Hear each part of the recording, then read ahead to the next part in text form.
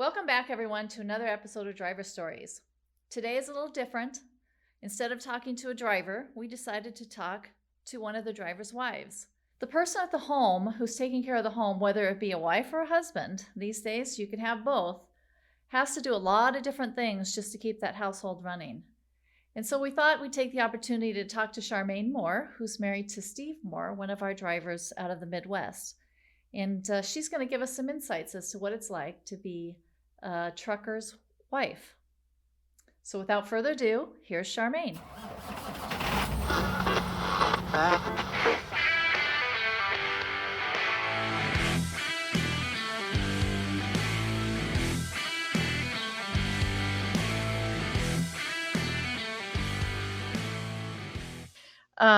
I just thought, Charmaine, that what we'd start with is just kind of talk about how you and Steve got together. When did you meet Steve?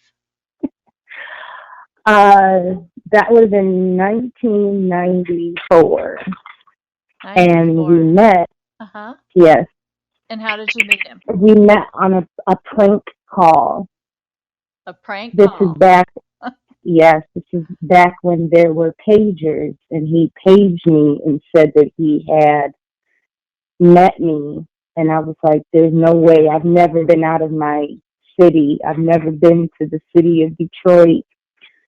So, you're scaring me. Leave me alone." Which shouldn't surprise you with Steve, but yes, that's how we met. Okay. And did you, how old were you? I would have been 18. Wow. And how old was Steve? Uh, Steve would have been 20, he would have been like 23, 20, Yes. 23, 24, something like Mhm. that. So you met on this prank call and then you decided to go on a date. Is that right? Uh, yes, we met up. And was it love at first sight? Well, I was not a Christian at the time, so I won't say it was love at first sight. I would probably lean more toward lust. Steve was a very, not saying that he's not now, but he was very thin and So what was he a truck driver then? no, not at that time, no. Okay. What was he doing at that time? I think he was working at some factories. He was a welder at that time. Okay. So you started dating and how long before you said I do? We put the cart before the horse. Both of our kids were at our wedding. Oh, So it was a couple years. Our our oldest was actually one of Steve's groomsmen, and our youngest at the time was the ring bearer. wow, no kidding. You guys were together a long time before you got married. Like back and forth, we would be together, and then because we were teenagers, and I'm not the person that I was back then. I have improved. I'll say that. Uh-huh. I had a lot of growing up to do. Yeah, we all have growing up to do. So you're dating Steve, and at what point did Steve decide to become a truck driver? That would have been in 2007. He did not think that he could do it. He was very worried that he was going to be leaving us unattended. Um, and he just did not believe that he was going to be able to go on the road because a lot of the trucking companies they don't guarantee home time. You're out there and you can be out. You could at that time you could be out there for a while, but I had already prayed about it, and I said, this is the route I believe that'll help further our family forward, and you just have to believe in yourself.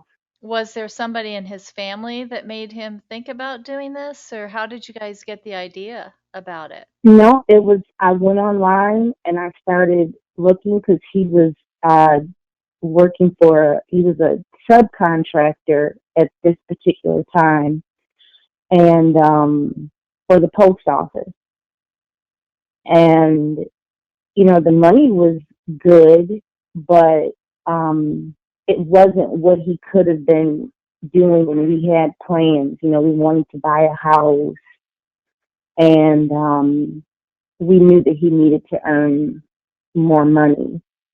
So he decided that, well, actually, what ended up happening is I went online, I looked at different companies, and when it came time to needing the money for him to go and to eat and everything else, um, he made sure he paid all the bills for the month plus, and then he took his wedding ring and he pawned his wedding ring because that's all the money we had left over to pay for his food and what he was going to need while he was going to be away.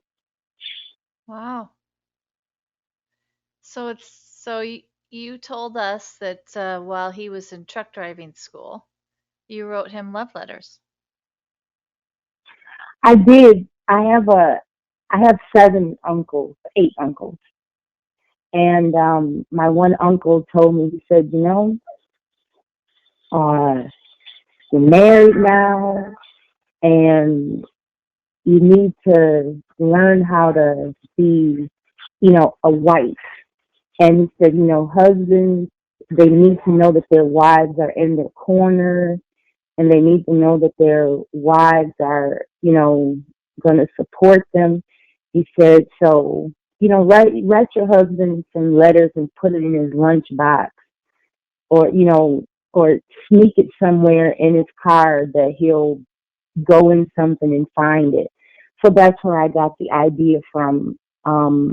He was in Tennessee. I think it was Tennessee is where Swift was located. I don't know why I'm drawing a blank right now.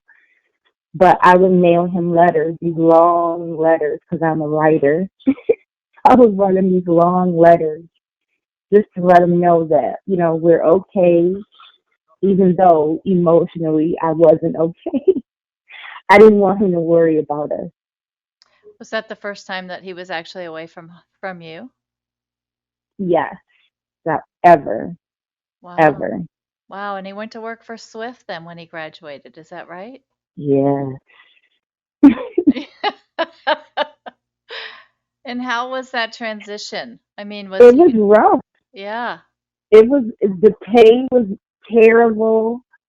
Uh, his first, this is like a crazy story, but his first uh, trainer, he was in the truck with him, and then he got a call, and they said, we're going to have to put you with someone else because the trainer that he was with had beat up his last trainee, and he was getting terminated. So Oh my gosh. That's awful. I was like, I said, they got you in a truck with a guy who has beat somebody up, and he's like, yeah, so they're taking me out and they're putting me with the new guy. So the first guy, I remember his name is Antonio, and then the second guy he was with, his name is Steve. So two Steves in a truck then. Yes, I don't want to say his last name, but I do know his last name. So he's at trucking school with Swift, and then he goes over the road, or was it regional or local? I mean, what was his first job once he graduated? No, his first job was actually with Swift, but even before that, um, this is when, I don't know if you remember, there was this big huge lawsuit that happened because they had some practices that weren't actually lawful. So it, even though Steve had been through training, they at this particular time there was Swift had gotten in trouble for having their driver state that they lived in the state. But the bottom line is what ended up happening is that Steve's license, all the people that went to school at that time, all of their licenses were void and they had to pay them all back. So it was like he had never been. He had to start over from scratch. Wow. So he had to go. Yeah, it was all over the Huh.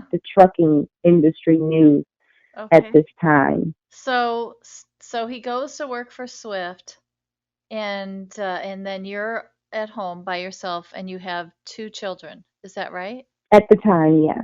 Yeah. And at what point did you decide you were going to homeschool your kids? Was this before or after he started truck driving? This was actually before.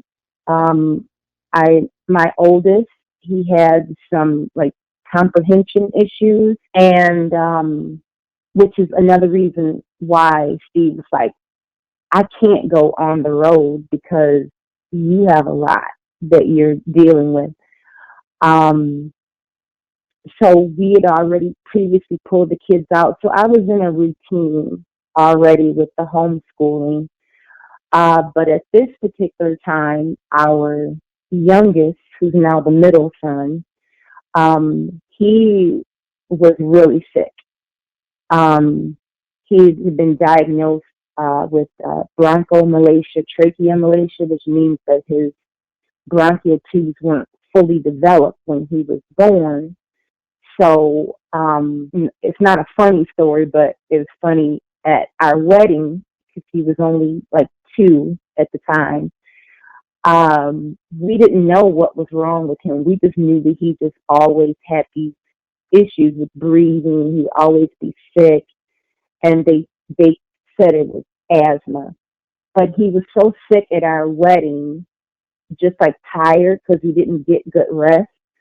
He was standing there at the altar, and he just sort of went to fall over, and my brother grabbed him. So in the wedding pictures, my brother is holding him because this is how sick we just didn't know.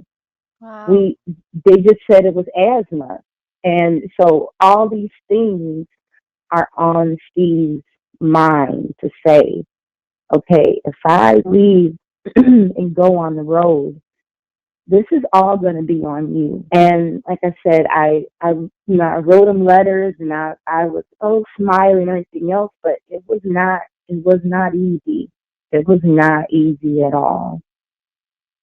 So how do you handle things like that? I mean, you're on your own, your son is sick, and you're homeschooling. My gosh, you have a lot on your plate, and your husband is over the road. Did you have support? Did you have Um, family? well, in 2010, we moved out to what people would call like a very rural area. So we moved away from our family. But again, if you know how I live my life, is I believe, you know, God leads us in certain ways. And I believe He led us to the area that we had moved to. So if He's led us there, then He's going to make provision for us while we're there. So, um, although emotionally it was hard, I can literally look back. I think I explained about one time there was, I had to, our son was literally sick. You could time him by every 4 weeks that he would be in the emergency room. And many times I would have to call Steve while he'd be on the road and say, oh, he's got some things going on right now, and I got to take him to the emergency room. And we would pray, and I would go, and we would just work through it. Um, but the worst time is when the doctors came into the emergency room and told me, said, and Steve was on the road. They said, we trained under your pediatrician, but um, the issues that your son is having, I don't think your pediatrician can handle it, and you need to find a specialist. And they said, what? no mom wants to hear or father wants to hear. He said, we've seen children well controlled under asthma medication come in this hospital and die. And we're Wow. urging you to get a second opinion. And at that time, like I said, Steve's on the road. I call. Well, guess what I just heard? And, we pray, but Steve is just like, I'm going to come home. But we couldn't afford for him to come home. And that's the other thing that, I'll always explain to women that whose husbands might be getting in the truck, they're thinking about it. I say, unless you're with a really good company when you're starting out, most companies don't care. But sometimes your husband can't afford to just drop everything because it's going to take some time for them to route him back home. So I just, like I Yeah. said, if God's going to bring me to it, I know He's going to bring me through it. And that's just what always happens. Yeah. So you have a little note here that there were two times where you actually regretted your decision to um, your joint decision to be have Steve start driving a truck, and I'm most interested in the second one because I remember when Steve called me and he was very excited that you guys were expecting again, and I think even you and I talked about it, and um, so tell us about that time. Tell us about the baby. Well, we were, again, I tell women, like when I talk to them, I'm even in a couple Facebook groups with these zany women who are who are in relationships or married to truck drivers. It's like, you haven't been at this very long. Get a grip. But there's been twice. The one with the hospital, and then when I had Brooklyn, I was supposed to have a home birth. We live in a rural area. We're on a well. My basement had just flooded, and we were putting like $10,000 into this basement to get it redone. And the people were dragging their feet. And I was supposed to give birth. I have a tri-level. I was supposed to give birth downstairs. So now I have nowhere to give birth. And everything's paid for. And Steve made sure like every I was dotted, every T was crossed. And then I get a phone call from my midwife on my birthday to say, Charmaine, I think you need to get to the ER. And I was like, why? And she said, something's going on with your liver. It's really wonky and you need to get to the ER. So I go, and they're talking about performing an emergency C-section 1 month early. So here I am again. I'm calling Steve, and like I said, he's paid for everything. Everything is paid for. Everything's planned out, and he's excited. I'm excited. We've been wanting a baby for a long time, and he's not there. My midwife is taking pictures. My midwife is, taking a picture of them cutting the cord, and the very first picture of him, them holding him up in the air, and he's tiny. And I remember when at that time I'd gotten really scared, and I felt like I had given up. I can't really put that into words, but I've had natural birth. I've never had an issue with giving birth before, but I couldn't call him because he's up in the air. And I know it's his desire to be there, but again, I say to the ladies, you're going to have things that come up. Your husband might be 2 or 3 states away, maybe more. And you're going to have to make a decision for yourself, and you're going to have to be strong in what your decision is going to be. And you guys are going to have to talk, and know each other enough to say, well, what would my husband want me to do in this situation? Can I handle this? And 9 times out of 10, you can. You're Yeah. strong. So how do But I you, would like, yeah, go ahead, Charmaine. well, I would like to say that, and I don't like to say people's names if they don't want to be involved, but the best job like Steve has had, or is at LGT, and that's because we used to go to church with. He doesn't work there and doesn't work at LGT anymore, but Jim Watt. And he Mm-hmm. kept telling Steve over and over. He said, we would, we get to church on Sunday morning. Hey, Steve, how you doing? Blah, blah, blah. And he's like, man, he said, Steve, you work longer than I do. You work harder than I do, but I make more money than you do. He said, that's not God's will. What are you going to do about that? And he was telling Steve this for years, and Steve was so afraid. I don't want to blow up. I don't want to catch on fire. And I'm just like, and I just be standing there like, if there was a flight of stairs, I'd like to trip you down it because you're not listening. We know Steve can be a non-listener.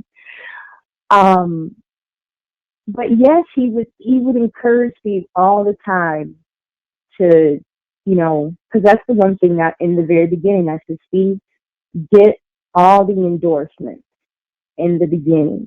So he made sure he's always had every endorsement known to man so that if an opportunity comes up, if they'll train you, you can get in on it.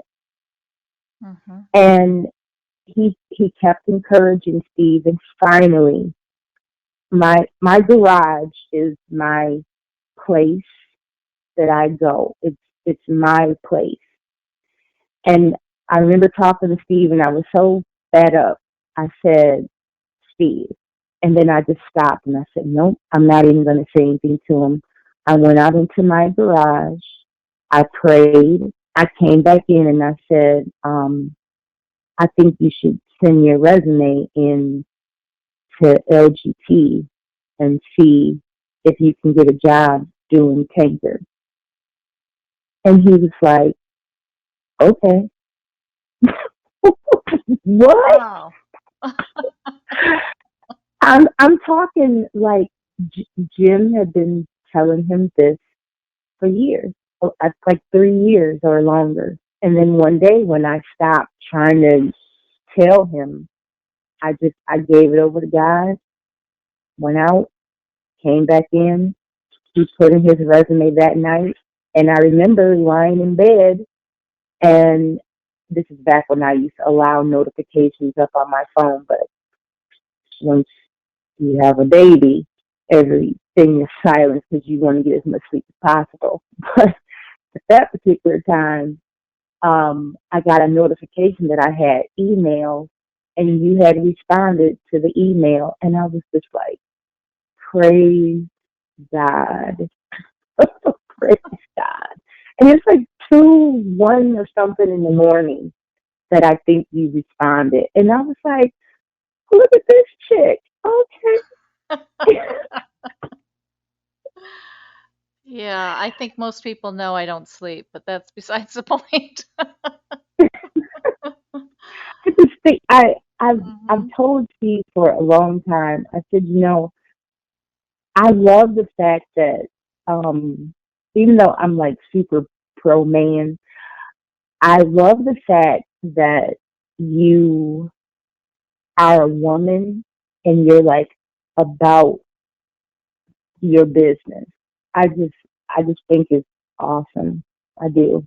Well, thanks. And I'm not saying that there hasn't been other people to come alongside you and help you. I'm just saying the fact that you're the face of it. And I listened to the podcast with the women in trucking. Yeah, they're amazing, aren't they? Um, and Hmm.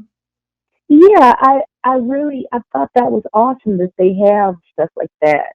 Um, just to, there's a lot of single women, or there's a lot of women who might want to get into the workforce that might not be cut out. I'm not a customer service type person. I couldn't do it. But the fact that they come alongside these women and help them, I think, is really wonderful. You know, next month actually is, I believe, Steve's 5 year anniversary at LGT. I know. Yeah. I'm telling you. Steve was working for, oh God, what was that company? Sent straight from the devil. um,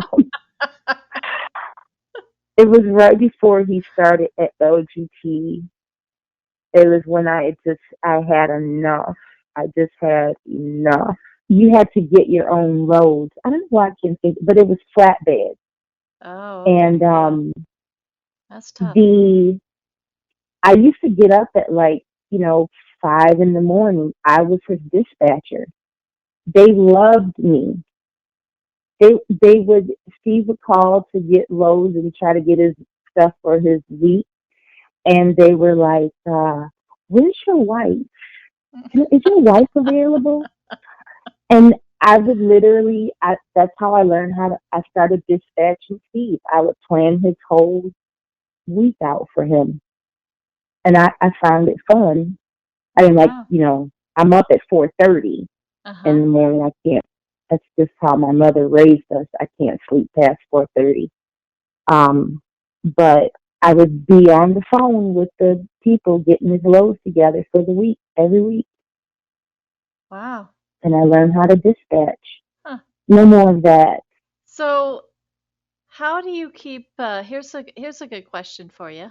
How do you keep your connection with Steve? How do you stay, with him being gone and you're busy with the kids and homeschooling and all this stuff? I mean, there's just so many things going on. It's really difficult to stay connected. Well, I was supposed to be a police officer. That was my dream. That is what I went to school for. Uh, that is not what I do. I do things behind the scenes um, that I don't really want to say, but there's this thing called Internet Crimes Against Children, and they have a podcast. And I try to I try to do make people aware of the dangers of your children being on the internet, or even a lot of women, such as truck drivers, they go on the road. They might have children. Who are you leaving your children in as their caregivers? You need to be very careful, because I am very vigilant about my children. So we listen to a lot of podcasts, and I'm huge into true crime. So I'll take my house phone and I'll put it up to my Bluetooth speaker, and we'll listen to podcasts, um, different cases, and Steve and I will discuss them afterwards. Um, it's some crazy stuff out there, which is one reason why I didn't want him to be a trucker, because there's a lot of truckers that the FBI has found to be not so savory, because a trucker is usually expected to not be in the same place all the time. Mm-hmm. Um, so they're able to get away with things because they are expected to be in, I think I'm saying that right. They're expected to be in different spots, and you really don't know where that trucker has been. So a lot of people don't suspect them. So I was weird about that, being over the road, because uh, I never wanted, Steve to get like I've always told him, don't go to rest areas, because things happen at rest areas, and just try to avoid them. Okay. And how about this? How about But romance, Charmaine? How do you keep the romance in your marriage going? I have not gone in a while, but I used to go on the road with Steve quite a bit. Okay. Um, my mom would come up and watch the boys.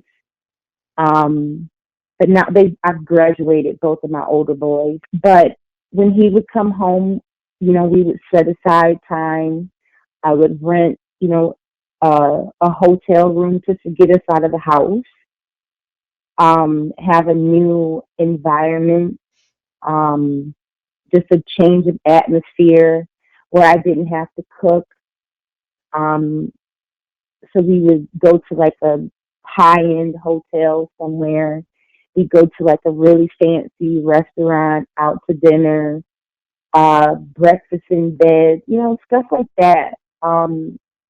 When you're away from your spouse for, because he's got 3 weeks sometimes, sometimes longer, or even just, I just think LGT is so different. How do I say it? It's like a champagne company. If I don't drink, but I'm saying like LGT to me is like a champagne company, and some of these other ones are just like the cheapy places because you can literally plan your life at LGT. These other trucking companies, you're at their mercy, and that's not how you guide the ship.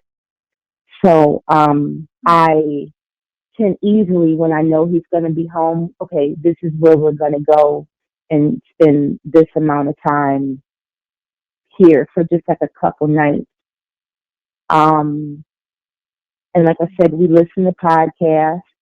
He talks to other truckers. We'll have discussions on we call it radio, where we'll discuss different things, trucking topics, things that are going on. Just checking in even on drivers because sometimes drivers are going through stuff Yeah. and they might need to vent for that day. And I like that the phone line is open. We have a couple drivers that work um, midnight shifts and they need to stay up. So he's even gotten my mother involved. My mother is on the line and she'll be on the line for a couple hours overnight with, and I'd be online just talking to different drivers, keeping conversations going to get them through the night. Wow. That's very cool. So, what about you, though, Charmaine? How do you keep your sanity? What do you do for yourself? I love to sing. I'm on the worship ministry at my church, so I'm singing all the time. I write, and I just love podcasts. I love podcasts. Um, so as I'm doing my housework, I'll have a podcast playing. Um, I take my, you know, private time to pray, but I sing a lot, and I write songs, I write stories. Do you talk to Steve every day? Oh yeah, every day. I I also wear the hat of a cheerleader. Oh, yeah? Yeah. Uh, just as a wife, like you have to be an encourager, and I try my best to make sure that he's good. Even when I'm angry, even when he's gotten on my nerves or whatever, I'll put a podcast, which it might be something that's Christ based. And I was seeing this in my thing. I said I'll just put the house phone up to the speaker. I'll just call and say, "You up?" "Yeah, I'm up. I'm driving." And then I just press play. And it might go for 45 minutes to an hour. And I never say another word. I just let it play because I want him to hear it. And then I just disconnect after. That's wonderful, actually. That you're there to support him and help him through his day. Sometimes it's just that little extra that makes it all worthwhile, I think. Yeah, just, you know, I'm not a huge. A lot of people fear this whole COVID thing. I hope I'm able to say that word. Yes. Um, but yeah, um, but a lot of people have, been isolated, and like for a trucker, it's not. They're used to being in the truck by themselves. Mm-hmm. But a lot of people have, like with mental health. A lot of I noticed in a lot of my podcast advertisements, they were advertising mental health, mental health, mental health, because people just were not used to being alone. They weren't used to being by themselves. When you're a driver, you're in your truck, you might be listening to music, you might be on the phone, whatever it is that you're passing the time with, but it's just you. It's just you in the road. And to some people, they couldn't handle it. Yeah. So that's why I like that people can call radio just to have another person to, interact with and get them through their day or whatever it is that might be on their heart. They're able to share it. We'll discuss Bible scriptures on there. We'll pray for people. People have had financial situations that we've helped them out of. So I wear a lot of hats, and I'm okay with it. God graces me to be able to, you know, do it all. I feel fulfilled. That's actually awesome. I don't think too many people can say that. Out of curiosity, if you were talking to another woman whose husband was thinking about going over the road, what's the most important piece of advice that you could give her? First, I would say it's depending on what they believe is to pray about it to make sure that this is what is going to be best for you and your family. Two is you have to be secure in your emotions because that's the one I see that a lot in those Facebook groups. Um, People are afraid of, and I know it happens. I know for a fact that infidelity happens. Um, but you have to be willing to have those conversations that this is something that you are able to handle. And three is you have to write it down and make a plan and know and believe in yourself that in the event a situation arises, number one, as a wife, you can handle it. Don't see yourself as weak. See yourself as capable and able. Know that your husband or your significant other um, is with you because they trust you, and that you'll make the right decision. So, if you had one thing to say to Steve today, what would that be? Number one is, I love you, and I thank you for uh, providing for us. I thank you for finally making the leap to go to LGT. Hmm. Uh, and thank you for stretching me uh, with my faith. My faith has definitely been tested and tried since I have been with Steve. Which, by the way, if I'm I am right, a stronger woman. yeah.